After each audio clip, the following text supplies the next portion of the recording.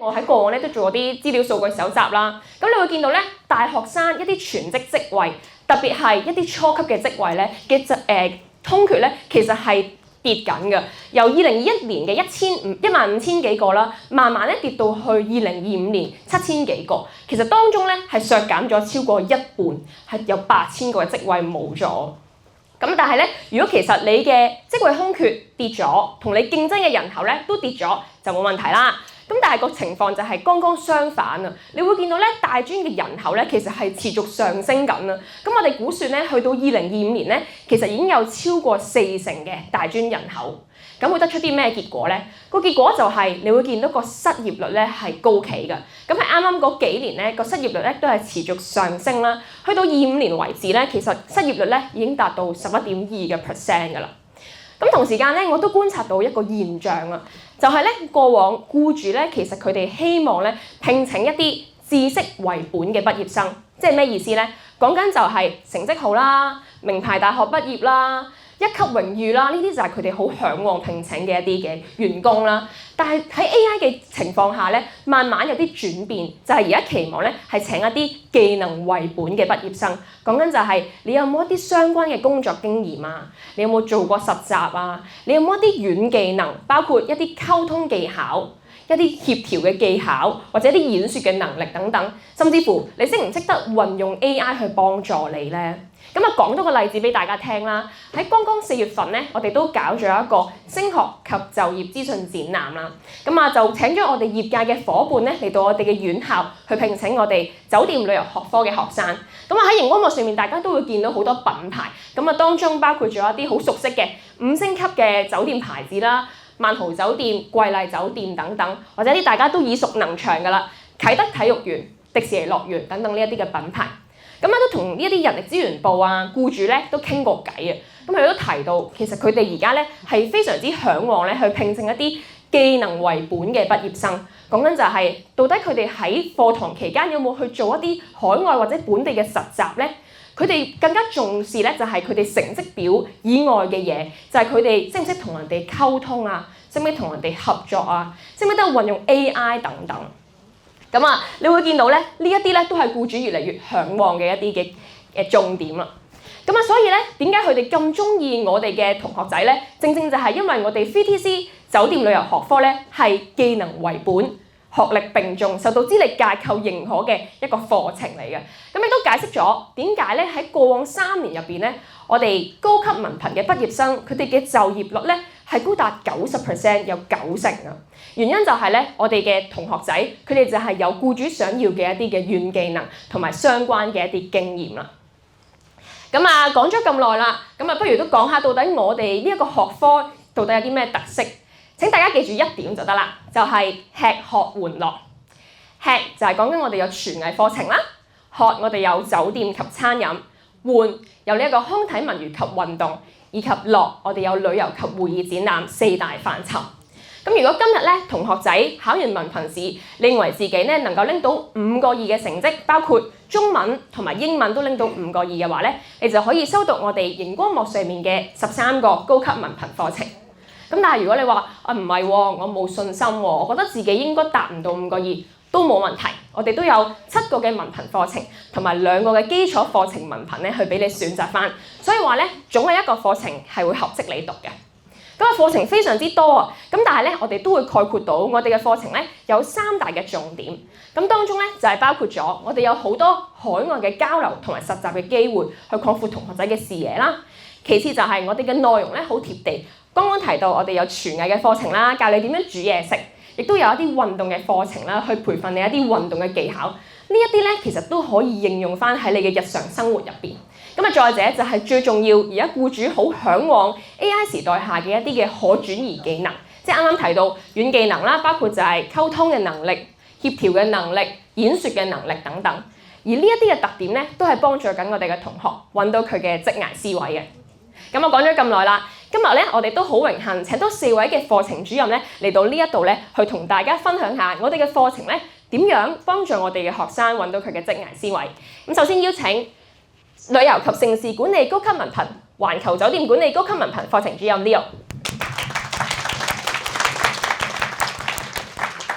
廚藝高級文憑國際廚藝課程主任 Chef Maxwell。廚藝高級文憑中華廚藝課程主任 Chef Daniel。西式班餅及糖藝高級文憑課程主任 Chef Roger。有請晒4位，請就座。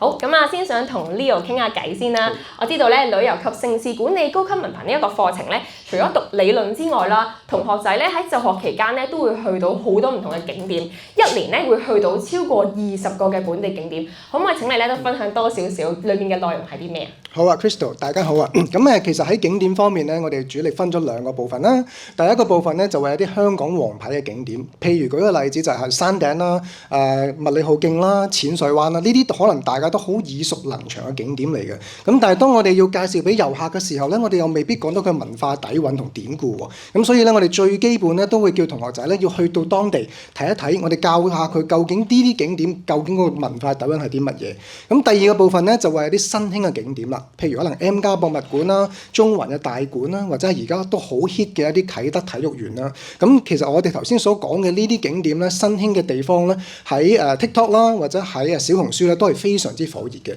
咁所以咧，我哋希望同學仔2年嘅實習期入邊，或者2年嘅學習期入邊咧，其實都熟知晒呢啲嘅景點入邊嘅文化底蘊同埋典故咧，咁就可以代表香港咧講好香港嘅故事啊嘛。講咗一個好重要嘅就係講好香港故事，就係我哋而家政府會推崇嘅一個政策啦。咁啊，邊學邊玩都非常之吸引啊！咁我都想問多少少啦，喺呢個 AI 嘅大環境下咧，同學仔可以喺課程學到啲咩技能嘅咧？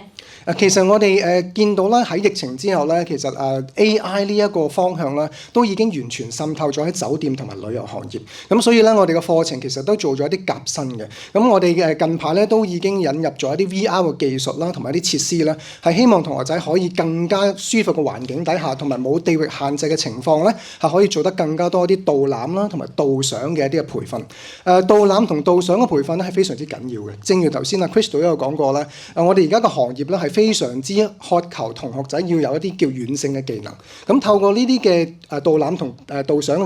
嘅培訓咧，咁其實就可以令到同學仔嘅表達能力啦，佢嘅説話能力咧都可以提升嘅。咁所以咧，第日出到嚟做嘢嘅時候咧，嗰個議價能力就會更加高啦。咁呢度都講咗一個好重點啦，就係其實佢哋咧做導遊啊、做領隊咧都好需要佢有一個好好嘅演說能力嘅。咁我都想了解下另一個嘅課程啦，就係環球酒店管理高級文憑啦。咁呢一個課程入邊，同樣地又可以學到啲咩技能俾到我哋嘅同學咧？其實環球酒店管理呢個課程咧，其實同旅遊都好相關嘅。咁其實都係受到 AI 呢個洪流嘅所影響。咁所以我哋呢個課程咧，其實亦都將 AI 啦或者智能科技啦，都擺咗落呢一個課程嘅新嘅元素入邊。譬如舉一個例子啦，以前我哋會覺得酒店同科技啦係冇乜關係嘅，因為我哋係一個以人為本嘅行業。咁但係因為喺疫情之後咧，其實大家不論係酒店嘅業界啦，或者係顧客啦，其實都有一個360度嘅思想轉變嘅。咁所以而家咧，業界咧其實好渴求我哋嘅同學仔，除咗要有實習或者做一啲實操嘅能力之外咧，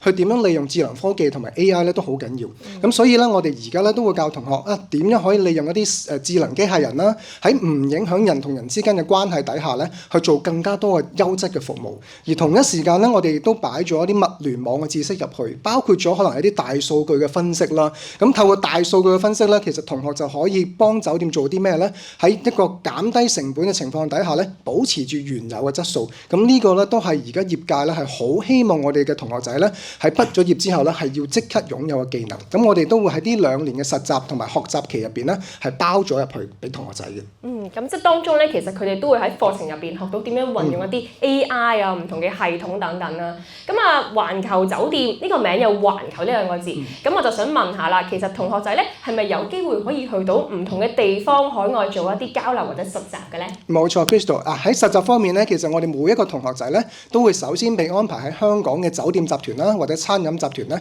去做一啲基礎訓練先嘅。咁打好咗根基先。咁打完根基之後咧，因為我哋嘅課程咧其實都同咗某啲酒店集團合作咧，係可以安排同學咧去到佢旗下唔同地方嘅一啲分店咧去做一啲嘅實習同埋一啲海外交流嘅。咁地點包括咗可能布吉啦、曼谷啦、阿布扎比啦、杜拜啦、新加坡啦、北京等等咧呢啲國際嘅城市嘅。咁其實除咗海外嘅實習之外咧，其實我哋都仲好重視同學就係一啲國際嘅視野。咁所以每一年咧，我哋都會安排同學咧有唔同嘅交流團嘅。咁啊，希望同學仔跳出香港睇多啲、聽多啲，令到佢可以用一個親身嘅感覺咧，可以知道其實而家唔同地方嘅酒店究竟做緊啲乜嘢。咁而令到佢親身體會得到咧，原來佢而家喺 VTC 讀緊我哋酒店嘅課程咧，佢學緊嘅嘢同世界係接軌嘅。咁我哋以往咧都去過，大家都會見到啦，係法國啦、奧地利啦、東京啦、北京啦，好多唔同嘅地方嘅。我哋每年都會唔同，咁個目標都係一個啫，希望同學睇多啲，聽多啲。唔該晒 Leo，咁啊講咗一個好好嘅導向啦，就係其實咧佢透過呢一啲咧，真係幫到佢去同世界接軌，更加容易銜接到日後嘅就業啊！咁我接住咗同 Max Sir 傾下偈啦。咁啊，我知道廚藝高級文憑呢個課程咧，其實係會用3個唔同嘅語言去授課，包括廣東話、普通話同埋英文。咁可唔可以請你講下咧，當中有啲咩特色嘅咧？係啊，你好啊 Crystal。咁咧，我想介紹嘅咧就係我哋呢個嘅廚藝高級文憑咧，咁就有3種唔同嘅語言啦。頭先 Crystal 講過，有廣東話、普通話同埋英文嘅。咁我重點介紹就係普通話同埋英文啦。咁廣東話我會留俾阿陳 Sir、Daniel Sir 去講佢嘅嗰個普通話嘅課程嘅。咁咧我想講嘅介紹嘅就係呢一個嘅經典歐陸廚藝啦，係啦。咁同學仔咧，佢係專注喺一啲嘅意大利菜啊，一啲嘅歐陸廚藝啊，同埋一啲嘅歐陸新派菜嗰度嘅。咁另外咧嗰個國際廚藝咧，咁佢就會學一啲嘅美國菜啦、南美洲菜啦，同埋一啲東南亞菜啦。咁呢兩個嘅分流咧，其實如果同學係好想喺呢一個西廚嗰度學習嘅咧，咁就歡迎去行呢一個經典歐陸廚藝嗰條路嘅。咁如果你話係國際好大個範圍喎，即係例如話，依家我哋去酒店食 buffet 都係一啲嘅國際菜啦，係咪？咁咧呢一個嘅分流咧，咁就適合嗰個嘅同學仔啦，因為佢係多技能於唔同嘅地方菜啦。咁另外咧兩個分流同一個共通點咧，就係咧所有嘅學生咧最少都會學到110道菜嘅噃。咁包括呢一個嘅頭盤啦、主菜啦，同埋甜品等等嘅。Crystal。哇！110道菜都非常之多啊！咁變相我哋同學畢業出嚟咪好搶手。想問下佢哋之後有啲咩出路㗎？佢哋嘅出路就好廣闊啦，因為咧每一年咧，其實佢哋臨近畢業嘅時候咧，咁其實有好多行業，即係例如一啲嘅5星級酒店啊，一啲嘅高級餐廳啊、米芝蓮餐廳咧，都已經問定我哋攞啲同學有冇介紹可以入到佢哋嘅餐廳、酒店嗰度做嘢㗎啦。係啦，咁咧我哋都有一個畢業咗嘅同學啦，叫做 Frankie Wong 啦，咁佢係一個好好嘅例子嚟嘅。咁佢依家咧就自己有一間嘅餐廳啦，咁佢就係Japanese and French 嘅一間 fine dining 嘅owner 嚟嘅。咁啊，見到同學仔咧，其實佢哋嘅出路啦，佢哋嘅廚藝發展咧都非常之唔錯喎。咁我直接都想問下啦，喺呢個技能為本嘅時代之下咧，同學可以喺呢個課程入邊學到啲咩技能嘅咧？咁佢哋嘅技能就多啦。咁我哋例如話，我哋除咗即係學一啲嘅理論啦，一啲嘅知識喺個課堂上入邊啦。咁其實學生大部分嘅時間咧，都會喺廚房入邊學實習啦。咁之後喺第2年咧，咁佢哋就會將呢一啲嘅知識、呢一啲嘅技能、呢一啲嘅理論咧，咁就全部都會應用緊喺佢哋呢一個嘅叫做專題項目嗰度啦。咁等學生有好大嘅空間去發揮佢哋嘅創意啊、創新啊，喺佢哋一個模擬嘅餐廳對住真實嘅客人咁樣去應用翻晒出嚟嘅。咁呢一啲圖片就係佢哋一啲嘅例子啦，佢哋一啲嘅研究成品擺盤啊，同埋一啲嘅主題設計，全部都係由學生自己一手一腳做出嚟嘅。咁佢哋又會唔會好似其他課程咁樣咧，有啲去海外交流啊、實習嘅例子啊？有啊，其實我哋唔淨係坐喺課室啦，同埋喺個廚房入邊嘅。咁其實我哋有好多嘅一啲嘅交流嘅 program 啦。一啲嘅計劃啦，咁例如話我哋有同呢一個嘅桂麗國際有合作啦，咁學生自願性去報名，咁可以到桂麗唔同世界各地嘅一啲嘅 resort 啊，一啲嘅酒店嗰度去做一啲嘅實習、一啲嘅交流嘅。咁另外咧，恆常我哋每一年咧都會有呢一個叫做新加坡 ITE 嘅呢一個嘅實習交流啦。咁嚟緊咧，我哋6月咧就會有一班嘅學生咧都會去到當地嗰度咧去做呢一個嘅交流實習。了解新加坡嗰個嘅文化嘅。咁除此之外咧，咁我頭先講海外啦，咁其實我哋本地都有嘅。咁其實咧，我哋有一個叫做半島酒店一個嘅實習計劃。咁呢一個亦都係學生去自願報名啦。咁啊透過呢一個嘅面試，咁去入呢一啲嘅高級酒店嗰度去實習啦。咁其實當中有好多學生都有一個好好嘅體驗，就係話哦，原來喺5星級酒店入邊要有守規矩啦，係啦，同埋佢哋都體驗到嗰個工作嘅文化咁樣等等嘅。透過呢啲實習咧，其實真係可以幫到我哋嘅同學仔咧，增加啲相關嘅經驗喎。咁我都想問下啦，課程入邊有冇應用到 AI 嘅元素咧？其實喺呢個課程設計嘅時候咧，咁其實我哋就會諗下究竟點樣去將 AI 帶俾學生，點樣去令到個學生好善用利用呢一啲嘅 AI，點樣提升佢哋自己嘅專業能力啦。咁同時咧，我哋嘅課程入邊咧，呢個全日課程入邊咧，其實我哋加入咗呢一個嘅人工智能嘅元素，包括例如有呢一個嘅人工智能嘅廚房管理啦、監測系統啦，同埋人工智能呢個品質同埋品質管理呢一啲等等嘅元素喺我哋嘅課程入邊嘅。咁簡單啲嚟講就係話呢一個行業廚房行業其實咧就係正 AI 取代唔到嘅嘢嘅。咁學生反而識得善用佢嚟講咧，係可以大大幫佢提升行快去更加將來嘅路嘅。多謝 Max Sir，咁講得非常之好啦。其實 AI 咧唔係嚟取代緊我哋呢啲廚師嘅行業，而係反而咧幫緊我哋咧去發掘自己嘅技能，去培養更加多好嘅一啲技能嘅專才嘅。咁同 Max Sir 傾完啦，之後咧都想了解下中廚嘅部分，就想同 Daniel 傾下偈啦。剛剛 Max Sir 咧有提到好似貴麗同行呢啲計劃啦，咁我想問下中廚嘅部分會唔會都有呢啲海外嘅交流或者實習咧？係啊，梗係唔執輸啦嚇！我哋每年都有安排一啲海外交流嘅。咁我哋中華廚藝咧，當然主要就喺大灣區啦嚇。咁喺上一年咧，我哋去咗呢個鳳城點心計劃嚇。咁即係咩咧？順德啊！我哋點心好出名嘅地方，咁去到咧當然有當地嘅大師傅啦，咁去示範啦，去教授我哋啲同學仔點樣做啦。尤其是咧，大家可能見過一個好靚嘅叫醒獅酥，即係我哋醒獅嗰個頭咧，咁做咗一個酥餅。咁啲同學仔學咗之後咧，亦都翻到嚟香港咧，亦都係展示到呢啲技能俾我哋啲食客去欣賞嘅。咁上一年咧，我哋就去咗潮州，係啦，咁潮州亦都係跟本地嘅專業學校啦、本地嘅大師啦，去學咗好多首本嘅潮州菜啊！咁嚟緊犀利啦！我哋8月咧喺8月咧，我哋會去四川成都，係啦，去學下一啲川菜嘅經典菜式啦。哇！咁基本上咧，去每一個地方咧就會學到一道當地嘅特色菜喎。剛才我都提到啦，僱主咧而家好着重一啲實操性嘅技能，唔知課程咧會唔會都幫佢哋考取一啲證書嘅咧？係啊，有啊。除咗課程本身內容啦，咁去到佢哋畢業嘅時間咧，其實我哋有一個叫做一試兩證嘅安排嚇。咁即係同學咧只需要考一個試咧，可以得到2張證書。一張證書我哋中華廚藝學院頒發嘅一個廚師證，第二個就係一個國家認可嘅資歷嘅烹調師證。咁換言之咧，同學仔畢業咧就用呢2個證咧喺本地同埋國內咧已經可以入行㗎啦。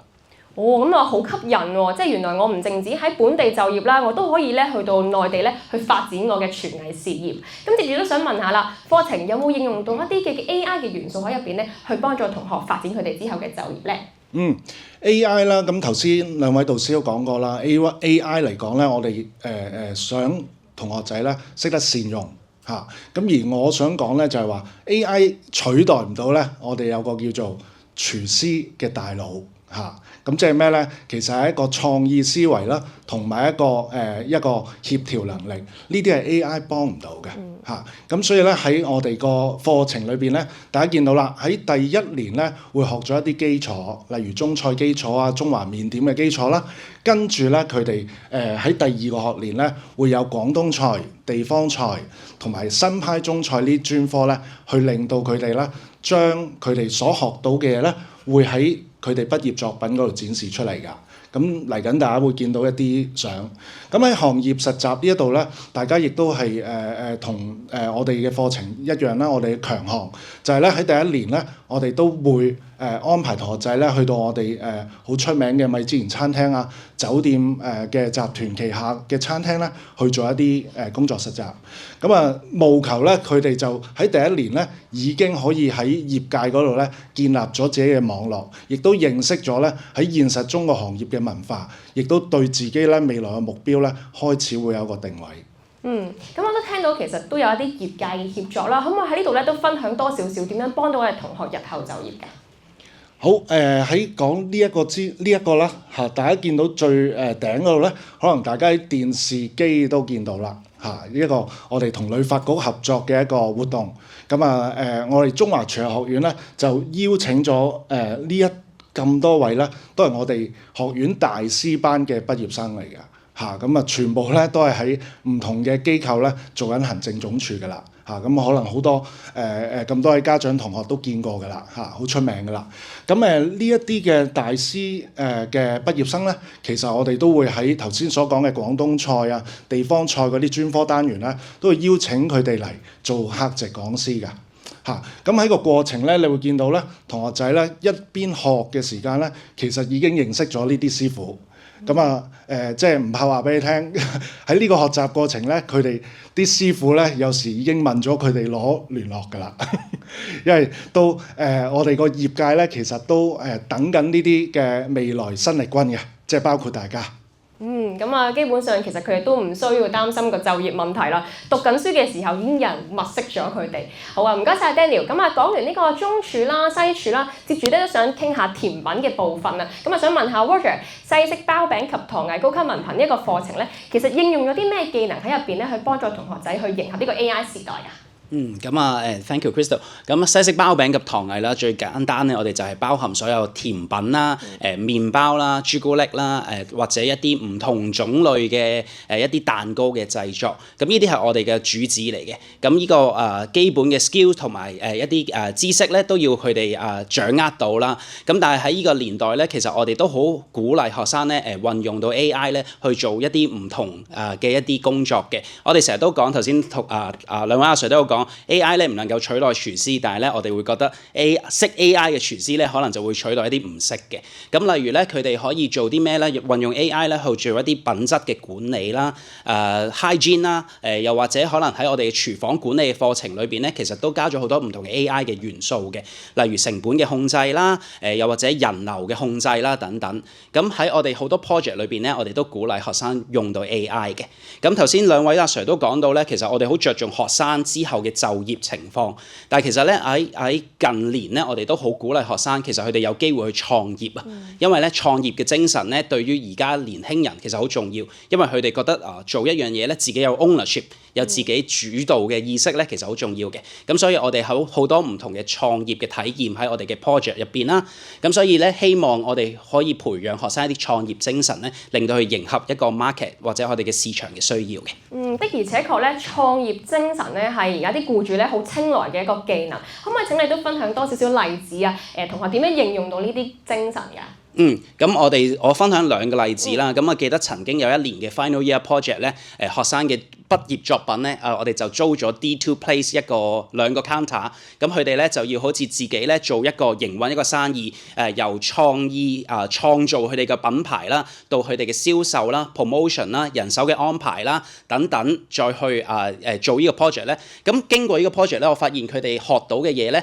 係比我哋可能喺學校嘅學到更多。咁亦都咧見到學生咧真係好似當自己生意咁樣嘅，佢哋會話好希望我可以再擺多2日攤啊等等。咁呢一個正正就係我覺得而家頭先好似你啱啱開始講咧，個僱主或者呢個市場需要嘅一啲技巧啦。咁去到我哋因應呢一個咧，我哋都有 Year 1咧，我哋有啲學生咧，其實我哋就住我哋學校咧有一個 cafe 嘅，我哋就好似租咗一個 cafe 俾佢哋去營運佢哋自己嘅嗰個小小 corner 咁樣。咁例如呢度見到咧，我哋叫學生咧我俾咗幾個主題可能雪糕啦、pancakes 啦、souffle pancake 啦、麻薯啦 ，which is 呢啲咧都係一啲好興而家大家會出街買嘅一啲 product 嚟嘅。佢哋就住呢幾樣嘢咧，就去創作佢哋自己嘅 menu。大家見到咧喺圖入邊下低咧，佢個 poster 咧，其實雪糕個 poster 咧就係佢哋運用咗 AI 去 gen 咗呢張 poster 出嚟。咁我哋去鼓勵佢哋唔係用 AI 出 treat， 反而咧係用 AI 咧去幫佢哋慳翻好多佢哋自己要